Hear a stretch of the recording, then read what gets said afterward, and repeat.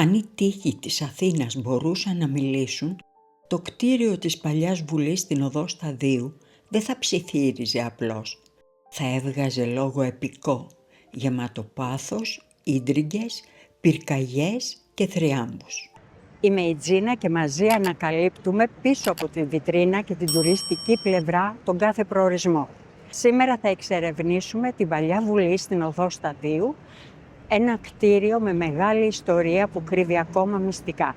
Αν σου αρέσει και σένα να ανακαλύψεις τις ιστορίες πίσω από κάθε προορισμό, μην ξεχάσεις να κάνεις εγγραφή στο κανάλι.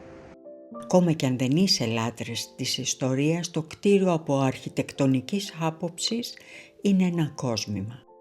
Η πρόσωψη με τους κορινθιακούς κύονες και την απόλυτη συμμετρία εκπέμπει μια ηρεμία και μια στιβαρότητα. Είναι ένας από τους λόγους που η Οδός Σταδίου διατηρεί ακόμη κάτι από την παλιά αθηναϊκή αρχοντιά παρά το καυσαέριο και τη βαβούρα της σύγχρονης πόλης. Μπροστά στην πλατεία δεσπόζει το άγαλμα του Θεόδωρου Κολοκοτρώνη. Είναι φιλοτεχνημένο από το Λάζαρο Σόχο και θεωρείται ένα από τα ωραιότερα έφυπα αγάλματα στην Ευρώπη. Ας κάνουμε όμως μια βόλτα στο χρόνο, τότε που η Αθήνα ήταν ακόμα μια μικρή πόλη που προσπαθούσε να βρει τα πατήματά της σαν πρωτεύουσα. Όλα ξεκίνησαν στα μέσα του 19ου αιώνα. Η Ελλάδα, ελεύθερη πια αλλά φτωχή, χρειαζόταν ένα σπίτι για το κοινοβούλιο της.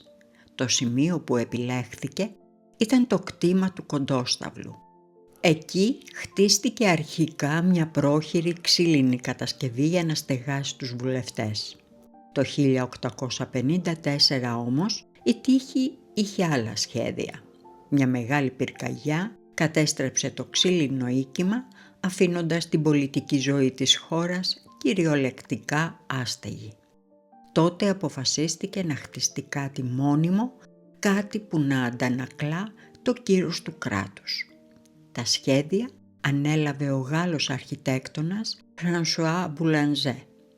Η ιδέα ήταν ένα κτίριο σε αυστηρό νεοκλασικό ρυθμό. Όμως, όπως συμβαίνει συχνά στην ελληνική ιστορία, τα πράγματα δεν κύλησαν ομαλά. Οι εργασίες ξεκίνησαν το 1858, αλλά διακόπηκαν το 1862 με την έξωση του βασιλιά Όθωνα. Για χρόνια το ημιτελές κτίριο έστεκε εκεί σαν σκελετός, θυμίζοντας τις πολιτικές αναταράξεις της εποχής. Χρειάστηκε να έρθει ο Έλληνας αρχιτέκτονας Παναγιώτης Κάλκος για να τροποποιήσει τα σχέδια, κυρίως για λόγους οικονομίας, καθώς το αρχικό πλάνο ήταν πολύ δαπανηρό, και να ολοκληρώσει το έργο. Τελικά το κτίριο άνοιξε τις πόρτες του το 1875. Φαντάσου λίγο την εποχή. Η Οδός Σταδίου ήταν ακόμα χωματόδρομος. Οι κύριοι φορούσαν ημίψηλα καπέλα και οι άμαξες περνούσαν έξω από την κεντρική είσοδο. Η παλιά Βουλή έγινε αμέσως το επίκεντρο της κοινωνικής και πολιτικής ζωής. Το πιο δυνατό σημείο του κτηρίου είναι η αίθουσα των συνεδριάσεων. Πρόκειται για μια αμφιθεατρική αίθουσα με ξύλινα έδρανα, δερμάτινα καθίσματα και μια ατμόσφαιρα που μυρίζει ιστορία. Εδώ είναι που δόθηκαν οι μεγαλύτερες πολιτικές μάχες. Εδώ ο Χαρίλαος Τρικούπης ξεστόμησε το θρυλικό «Δυστυχώς επτοχεύσαμε» το 1893. Μια φράση που σημάδεψε την οικονομική πορεία της χώρας. Εδώ ο Ελευθέριος Βενιζέλος εκφώνησε τους πύρινους λόγους του που οδήγησαν στους Βαλκανικούς πολέμους και τη μεγάλη ιδέα. Σε αυτά τα έδρανα κάθονταν άνθρωποι που διαμόρφωσαν την Ελλάδα. Υπήρχαν στιγμές μεγάλης ομόνοιας, αλλά και στιγμές ακραίας έντασης, φωνών και πολιτικών συγκρούσεων που έφταναν μέχρι τα όρια του διχασμού. Ψηλά βρίσκονται τα θεωρία, εκεί που κάθονταν οι πολίτες και οι δημοσιογράφοι παρακολουθώντας τις ιστορικές ψηφοφορίες. Το κτίριο της Οδού Σταδίου δεν ήταν απλά ένας χώρος εργασίας. Ήταν ο καθρέφτης της ελληνικής πραγματικότητας.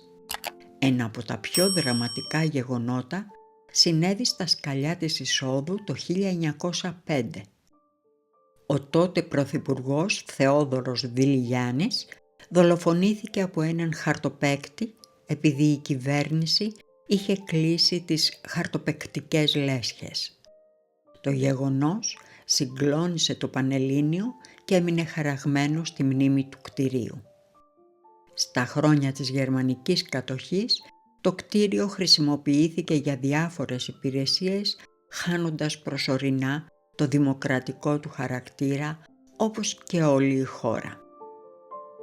Το 1935 η Βουλή μεταφέρθηκε στα παλαιά ανάκτορα, το σημερινό κτίριο στο Σύνταγμα, και η παλιά Βουλή έμεινε για λίγο σιωπηλή, αλλά δεν ξεχάστηκε. Από το 1962 στεγάζει το Εθνικό Ιστορικό Μουσείο, το οποίο αποτελεί έναν πραγματικό θησαυρό. Τα ιστορικά αντικείμενα του μουσείου είναι αμέτρητα και το ένα πιο ενδιαφέρον από το άλλο. Συμβουλή μου είναι να πας μια μέρα που δεν θα βιάζεσαι, γιατί αλλιώς θα κάνεις το λάθος που κάνουν οι περισσότεροι. Θα περάσεις μπροστά από θησαυρούς και δεν θα τους δεις καν. Θέλει χρόνο να σταθείς μπροστά σε μια παλιά στολή και να σκεφτείς ποιος τη φόρεσε. Να διαβάσεις μια μικρή ταμπέλα χωρίς να κοιτάς το ρολόι. Να αφήσεις το παρελθόν να σου μιλήσει και όχι να το τσεκάρεις απλά σαν αξιοθέατο. Η περικεφαλαία και ο ασημένιος θώρακας του Κολοκοτρώνη είναι ίσως από τα πιο εμβληματικά εκθέματα. Βλέποντας την περικεφαλαία του γέρου του Μοριά, συνειδητοποιείς ότι οι ήρωες των βιβλίων ήταν άνθρωποι με σάρκα και οστά. Η συγκεκριμένη είναι από την υπηρεσία του στα Επτάνησα με τον Αγγλικό στρατό και φέρει πάνω της τη φθορά του χρόνου και των μαχών. Μέσα σε μια κομψή μαρμάρινη λάρνακα φυλάσσεται η ταριχευμένη καρδιά του μεγάλου μπουρλοτιέρη Κωνσταντίνου Κανάρη και μετέπειτα πρωθυπουργού. Θα δεις έπιπλα και προσωπικά αντικείμενα του πρώτου βασιλικού ζεύγους της Ελλάδας. Είναι εντυπωσιακό να βλέπεις την αισθητική της εποχής εκείνης, μια μίξη ευρωπαϊκής πολυτέλειας και της προσπάθειας να δημιουργηθεί ένα ελληνικό στυλ στο ξεκίνημα του νέου κράτους. Μια λευκή σημαία με κόκκινα σύμβολα, το σταυρό, την άγκυρα και το φίδι και την επιγραφή «Ελευθερία ή θάνατος». Είναι συγκλονιστικό να στέκεσαι μπροστά σε ένα κομμάτι ύφασμα που κυμάτιζε πάνω σε ένα πλοίο την ώρα που οι ναύτες μας ρίχνονταν στη μάχη. Είναι η σημαία της Επανάστασης των Ψαρών. Λίγο πιο πέρα υπάρχει η πένα με την οποία υπογράφτηκε η Συνθήκη των Σευρών. Το 1920 ο Ελευθέριος Βενιζέλος χρησιμοποίησε αυτή την πένα για να υπογράψει τη συνθήκη που δημιούργησε την Ελλάδα των 2 υπήρων και των 5 θαλασσών. Είναι ένα μικρό αντικείμενο με τεράστιο διπλωματικό βάρος. Και τέλος, ένα ολόκληρο τμήμα με παραδοσιακές στολές από όλα σχεδόν τα μέρη της Ελλάδας. Αυθεντικά ενδύματα αγωνιστών και αρχοντισσών και ντυμένα στο χέρι με χρυσή κλωστή. Όχι στολές, ζωές θα έπρεπε να πούμε καλύτερα. Σε μια εποχή που όλα αλλάζουν γρήγορα, η παλιά Βουλή είναι ένας σταθερός φάρος. Μας θυμίζει ότι η δημοκρατία στην Ελλάδα δεν ήταν κάτι αυτονόητο. Κερδίθηκε με κόπο, χτίστηκε με πέτρες και μάρμαρα και δοκιμάστηκε μέσα σε αυτή την αίθουσα. Όταν περνάτε από εκεί, σταματήστε για ένα λεπτό. Κοιτάξτε τα μεγάλα παράθυρα και τις βαριές πόρτες. Σκεφτείτε ότι πίσω από αυτές τις πόρτες πάρθηκαν αποφάσεις που καθόρισαν αν θα είμαστε ελεύθεροι, αν θα έχουμε ψωμί, αν θα προοδεύσουμε. Η παλιά Βουλή δεν είναι απλώς ένα μουσείο. είναι η μνήμη της Αθήνας. Είναι το μέρος όπου ο 19ος αιώνας συναντά τον 21ο, υπενθυμίζοντάς μας ότι η ιστορία δεν είναι μόνο στα βιβλία, αλλά είναι ζωντανή, μέσα στο κέντρο της πόλης μας. Αν σου άρεσε το βίντεο, μην ξεχάσεις να κάνεις like και εγγραφή στο κανάλι. Σε ευχαριστώ που ήσουν μαζί μου και σε αυτό το ταξίδι.